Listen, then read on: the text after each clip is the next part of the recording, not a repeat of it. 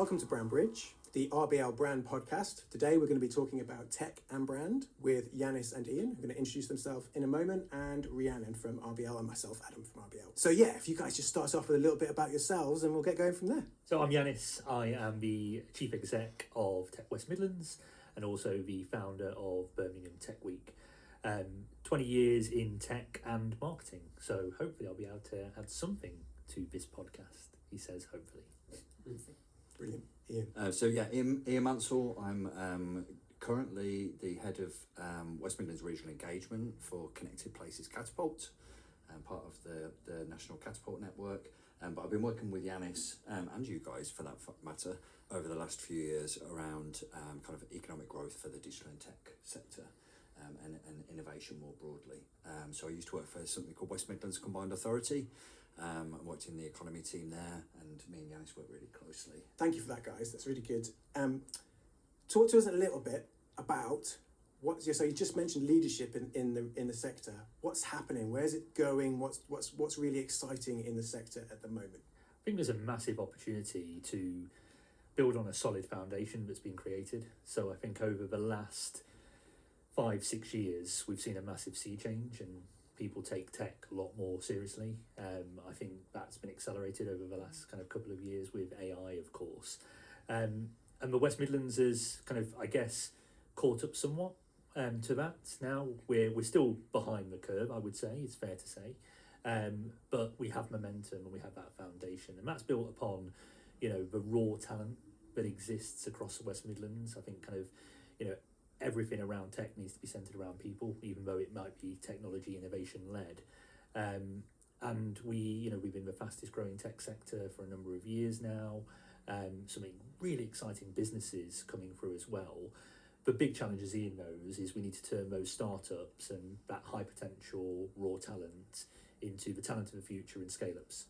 And that's what we're working on now. But I think we're in a very advantageous, lucky position as a region, youngest, most diverse region in Europe. We just need to now start to be ahead of the curve when it comes to technology adoption. I think just to add into that, there's the ripeness of more traditional sectors within the West Midlands to be adopting tech. So you're very much seeing the way that the region positions itself these days in terms of the kind of innovative arrowheads of more traditional sectors like health and life sciences is now health tech, and you've got the aggregation of more traditional things like automotive, aerospace, kind of our large manufacturing base, and that kind of broader banner that it can come under clean tech as they try to kind of diversify and decarbonise their processes, but through the lens of tech. So the world's the oyster in the West Midlands, I guess. Tech is being put on everything, right? Tech is becoming a shorthand for growth. So what do you think is driving that change? And just one other question to get in while I can. You started right there by saying that over the last 5 years, we've seen tech get taken more seriously. Other than the arrival of AI, let's park that for a minute. What do we think is driving that taking more seriously? I think it's the educational piece. So the skills that people have got now, so that it's been taken more seriously because people actually have learned to understand how to harness tech in perhaps more traditional spaces. So that kind of digital enabling of the kind of knowledge base of employees across big and small organisations has really kind of I guess de-risked and enabled the more easier transition into the adoption of technology. Yeah, absolutely. And I think I completely agree. I think the skills piece is essential, and I think kind of the adoption curve, has got to the point where they can start to utilise technology that's out there. I also think that it's been driven by disruption. And so we've seen industries be heavily disrupted by exciting startups and scale-ups. And so it's gone from yes, we know that we should be adopting, utilising technology, transforming our products and services to, if we don't, we'll die. Yeah, so it's almost like it's begrudgingly taken seriously. Yes, yeah, and I think that often that's what happens, right? You've got your early adopters who tend to be the more agile organisations, and then you've got your laggards, which tend to be your bigger corporates. I think the corporates that get it right quicker are the ones that have got innovation at their core and can create disruption within.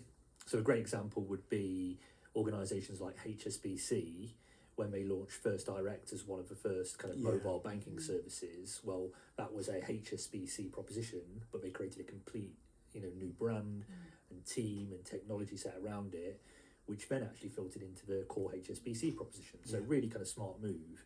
And I think that's the way that large corporates have since gone on to utilise and adopt technology.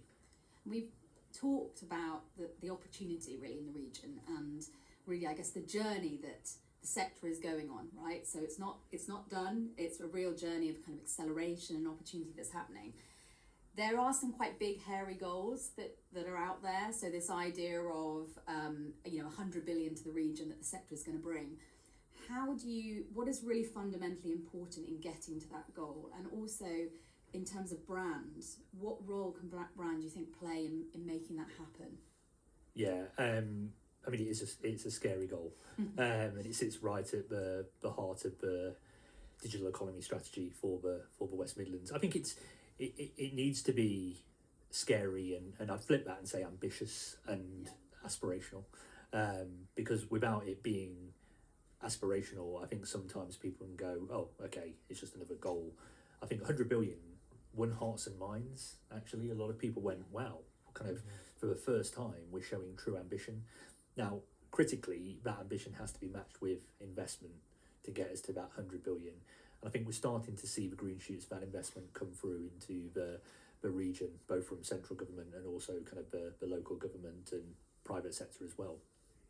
But I think, we have now, again, got that talent. We've got, I guess, kind of, there are hard metrics around that 100 billion and then the softer metrics. And the typical hard ones are, the number of people employed in that sector, business growth, GVA, etc., etc. That's all well and fine. We need to make sure that we're, moving the dial on all of those. But actually, I think, to your point, brand, storytelling, winning hearts and minds really is what drives people forward. That motivates people more than anything. And so actually the message we went out with, and it was done in a really kind of collaborative way, making tech succeed in the most human of places, did just that. So I think kind of the 100 billion alongside that core message really will act as a catalyst. Behind the scenes, there's a lot of hard work that needs to go on to make sure that we're moving people through education with the right skill set. There's job opportunities because we're creating more scale-ups. There's the right level of business support, all of those factors. But actually getting everyone to pull in the same direction, whether that's the public sector, private sector, or academia, that's the critical thing here. Absolutely. And I think what we're talking about here is, like, you talk about brand. It's not brand of the business, this is brand of the place. Yeah. Was that kind of aggregation of everybody's vision, their kind of personal and professional desires, their values as an organisation and as a kind of individual as well. And it's really difficult to try and bring that together, actually, isn't it? But that process was really, really open, and that kind of making tech succeed in the most human of places. That goes back to what I was saying earlier about the innovative bits of our more traditional sectors. So, clean tech, health tech, everything we do around innovation is for the people and for the planet, and that kind of human centred kind of element of it. So, yes, we're not the capital of the country, and, we had to be honest through that process about being true about what we actually are and what we can offer. Now, we can offer a lot, that's absolutely for sure, but to position ourselves as the most human place for somewhere to come and work is really true and kind of honest to our region, isn't it? It is. It's authentic, and I think kind of people buy into that. And hats off, by the way, to you guys, because I think the 100 billion, as you put it out, the 100 billion is a great piece of branding in its own right. And I've got to say, credit where credit's due, that was Martin Ward, who was the tech commissioner. And I think kind of, Martin's leadership was wonderful. I think having that leadership that really values and understands, the messaging, the brand, and tech and digital, I think is really important. And then so having a leadership that understands it is really important. But then what about that next layer down? So again, thinking back to the organisations, the businesses and the brands who are all need to play their part towards the 100 billion? How have they received it? How have you seen people taking it on and using it? Well, I think there's a couple of examples there. I'll let Ian do the second one because he was kind of instrumental around it. The first one, though, would be the Growth Company, West Midlands Growth Company. So they created a campaign, It Starts Here. Yeah. And a lot of the inspiration around that was based on our campaign. So we've seen kind of, PR where it's been referenced, and we'll see people, make a nod to it in their own marketing. For me, that's a sign of success. We're all singing from the same hymn sheet. I guess the other thing, just in terms of the exposure to the ecosystem to accept that brand, is TechWM developed that. We created it with you guys across the Command Authority supporting you at the time. We've been doing a bit of research into the sector, into some of the challenges they're facing. And so they've actually told us, so 130 plus people told us that only 25% of them see innovation as their greatest challenge, and yet 75% of them they're focusing the most on innovation. So 25% thought it was the greatest challenge, but 75% that's where they were putting all their effort. So somewhere along the line, that story, exactly as you've just laid out, that your innovation's only going to get you so far, you've got to be able to communicate it. And once you can communicate it, you've got to inspire some people to invest in it. That's not quite catching on. No, and it's you do what you know. And I think kind of, there's some incredibly smart, articulate, amazing people in the West Midlands. The problem is they don't know how to sell. And I wanted to be really specific with my kind of, wording there, because whether you're selling for investment, whether you're selling the concept of innovation, or whether you're selling products or services, that's what makes or breaks a business.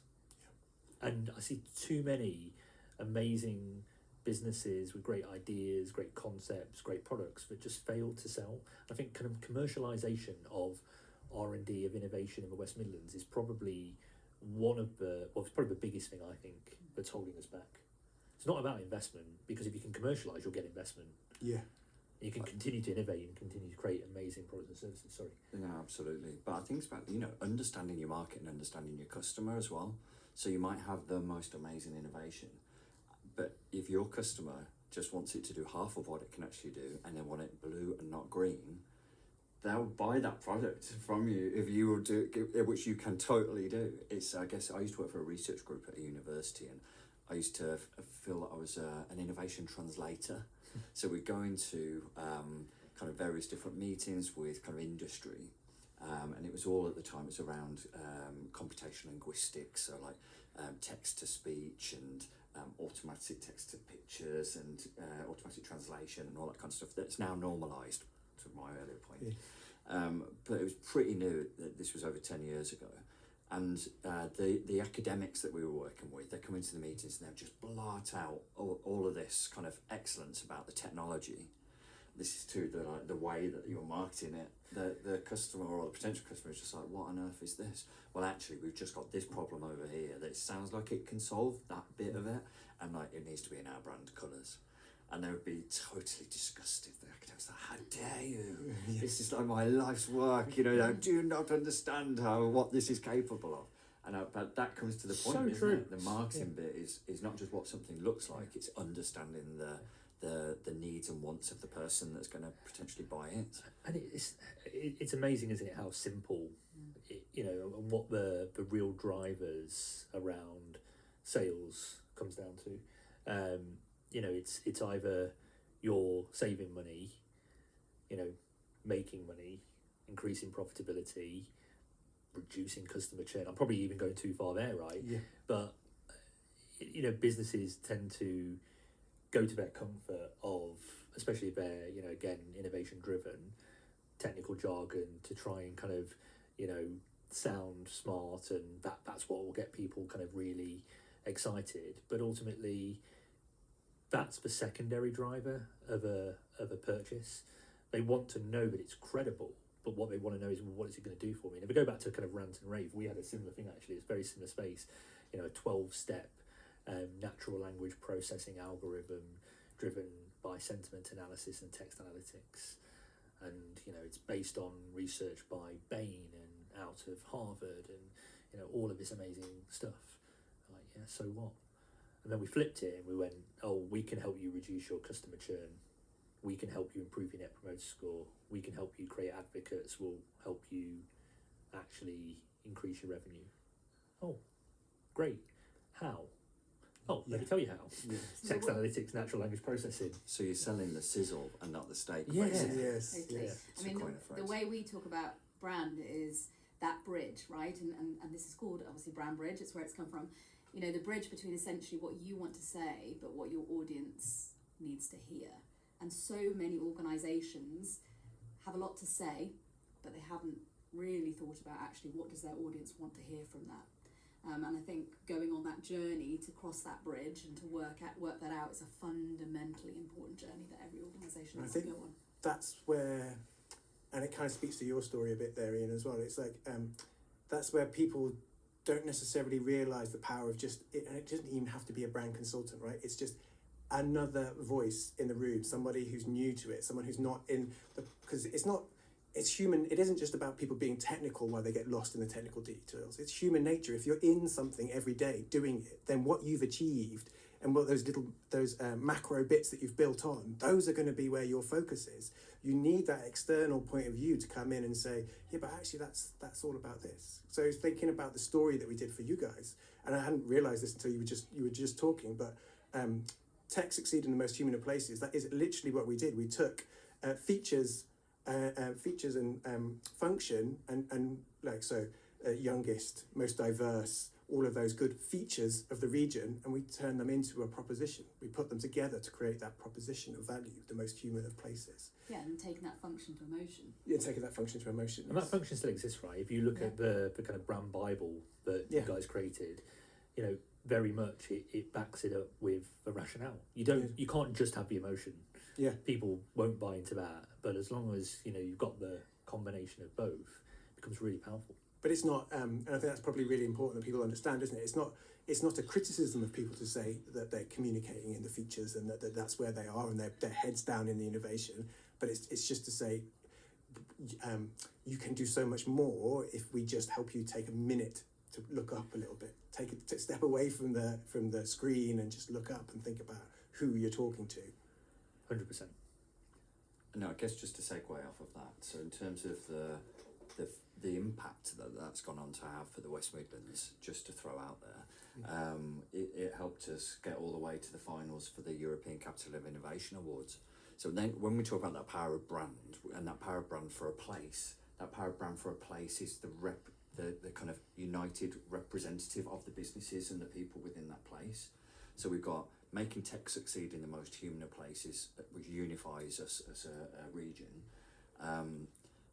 We've got the kind of supporting evidence behind that is we've got excellence in things like life sciences, we've got excellence in all sorts of kind of different manufacturing bases.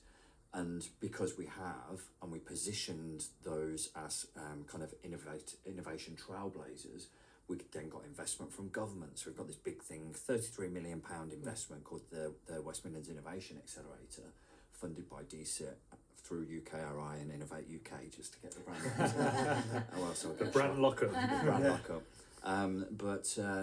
Basically what that's enabled is 5 projects that work across clean tech and health tech in the region. It's millions of pounds worth of stuff that unifies the ecosystem in terms of huge consortia of project partners.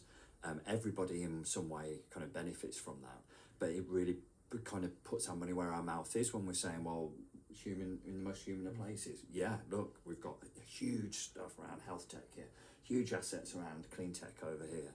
And what we did was we decided last year to apply for the European Capital of Innovation Awards. And the narrative that we put forward there was it was taken from the making tech succeed in the most human of places, and we worked with you guys at RBL to condense that down and translate that into making innovation succeed in the most human of places. And then the narrative around that became humanicity. Yeah. And again, that kind of everything we do around innovation is for the people or for the planet, wrapped in a kind of big golden bow of digital and creativity. And we came third place. We went to the Web Summit in Lisbon, didn't we? We did, and the video, clips of the video were played on the main stage. 60,000 seater stadium, but Pharrell Williams was also delivering a keynote, I think the night or 2 nights before. Mayors of the regions, cities that were up for it.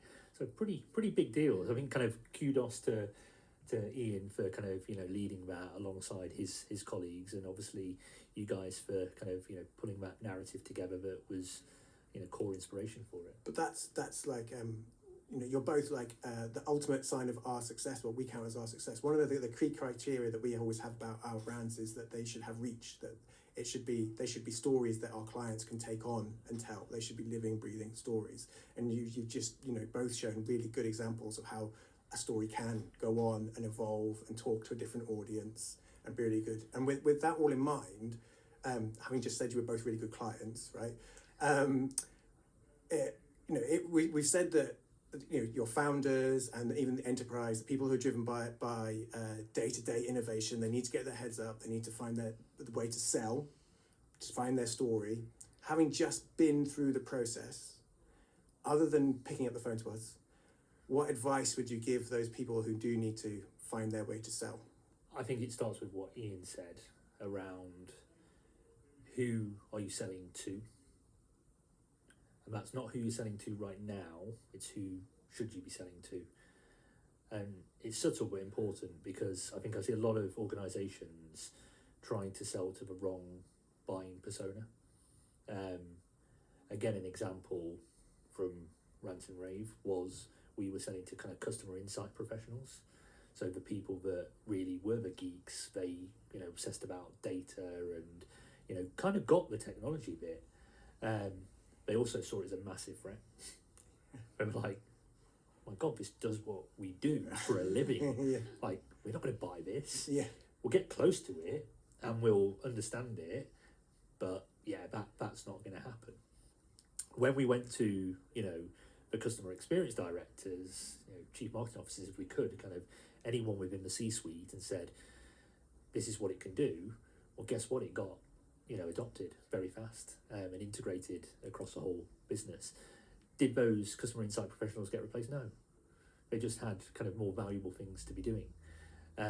So everyone actually ended up winning. But I think it starts with that. You've got to know who you're selling to in order to then kind of understand the value proposition that needs to be created. And then I'd genuinely go and kind of look at what we created. Because it serves as a bit of a framework as well. I think is it 12 steps or 12 different elements which make up that overall brand proposition. Have a go at it yourself first, Yeah. And if you fail, that's fine, but it's probably a lot better than what you've currently got. And then when you start to get traction, then maybe have a conversation with RBL.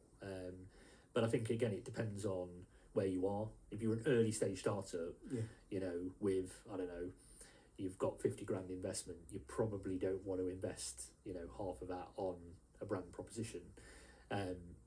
But you've definitely got to have it in mind for your growth journey and how you evolve the business. It's got to be on the ladder. It has to be. And I think the sooner you get there, the better. I think what's interesting is whenever we start working with an organisation, they often think you're going to go straight into the look and feel, the design, something like that. And of course, we're a strategic agency, so that's not where we start. But we try and ask some quite big questions, actually. But there are questions that, as you've just said, Janice, any business can start by asking them themselves. And we begin by really that vision piece, which is about, where are you going and why? What is that kind of future that you want to shape? So that's your point about not just looking at where you are today, but where you want to go. Who are you needing to connect to? That's a really important start point, because that starts to get you to a place where you are clear about what your ambition is and therefore what role the brand has to play in meeting that. And then you can start to think about, okay, what do you offer and your experience, and then how you might talk to those audiences. And it sort of cascades down till you get to the place where you've got a lovely little idea about who you are, and then you can start to think about the design of that. But there are lots and lots of questions before you get to that place, and I would encourage every organisation to go on that journey a bit. and then you'll have some great stuff to start to work with to shape that story already. Yeah, and we live in such an amazing world, right? You can go on YouTube and you can kind of like look at kind of brand proposition videos. I mean, some will be shit, some will be kind of good. It's Simon Sinek, Why, How, What. Great place to start. Go and take inspiration from a competitor who's the market leader in your space, and go and beg, borrow, and steal.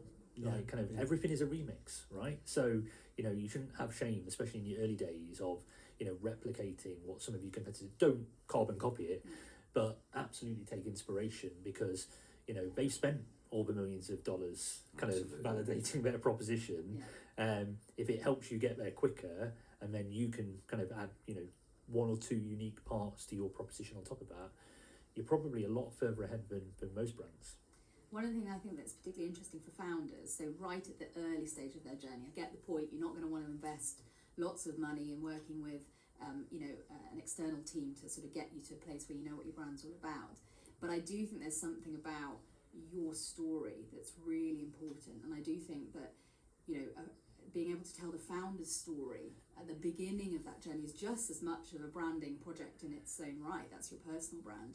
And I think it was Carolyn Dawson, who's the CEO of the Tech Nation Founders Forum, And I was listening to her talking, I think it was at Tech Week, and she talked about the power of the founder brand and the personal brand, and actually encouraging founders to really think about that as an important part of that early stage growth. And I thought that was just great advice. It's incredible advice. I love Carolyn, and again, it's often overlooked. Ben Francis, I mean, he's kind of a local example of how you do that, with very, minimal resources around kind of marketing. Started off in a sewing machine in his grandma's lounge, grandma's lounge or something like that. So which is a great story. Which is a great story, exactly. Now, not saying that Ben would fabricate the truth, excuse the pun, but kind of like actually, that is a very compelling story. So, stories are stories, right? And whether you're writing a book of fiction, or you're creating a brand, I think kind of, making sure that it's exciting enough that actually people buy into it. The brand needs to be effortless to consume. The product needs to be effortless to consume. And how do you do that? Typically through now technology. And so I think kind of reducing customer effort, friction, is key to all of this, really. Understand the message very quickly, and then make it really easy to buy that product or service. It's not rocket science, but actually getting to that point is really complex. Yeah. So the idea that your brand can reduce friction, that's a lovely line to take away from all of this, isn't it? So we've reached a point where we've agreed that tech needs to tell better stories to drive growth, and we've shown some good examples of those stories. We decided that the way we use tech probably needs a little bit of a brand, but not the tech needs to rebrand itself. That feels like it's been a really, really great conversation. So once again, just thank you so much for giving up your time. Been loads of fun, and I'm going to call that a day for this episode of Brand Bridge. Absolute pleasure. Thank you. So I'll just give a shout out for anyone that's listening to the podcast that wants to get involved in the digital and tech and innovation ecosystems in the West Midlands. There's a number of major flagship events and kind of networking opportunities that happen. So just to ride the wave, there is VentureFest West Midlands. It's got its 10-year anniversary this year, and it's the region's biggest one-day kind of big innovation conference. That will be happening in March. So Google VentureFest West Midlands. That will be taking part of a bigger festival through something the Combined Authority delivers called Business Growth West Midlands, and they're doing the West Midlands Business Festival. I think West Midlands Business Growth Festival. We'll go with that one. Yeah. So Google that, get straight onto Business Growth West Midlands website, and then I will take no kudos for the biggie that's coming up in October. Yeah, it will be the 7th year of Birmingham Tech Week, back bigger and better than ever before. For all information, go to birminghamtechweek.com. And thank you for that. And we will people listening to the podcast will hopefully be seeing lots of messages about VentureFest, because we're going to be at VentureFest too. We're going to have a little workshop there to help people tell their story better. Absolutely. You are now officially part of Team West Midlands. We are. We're going to get some Gymshark t-shirts What a printed team! What Nice. a team to be part of. up. Yes. Brilliant. Thank you again, guys. That was really, really good.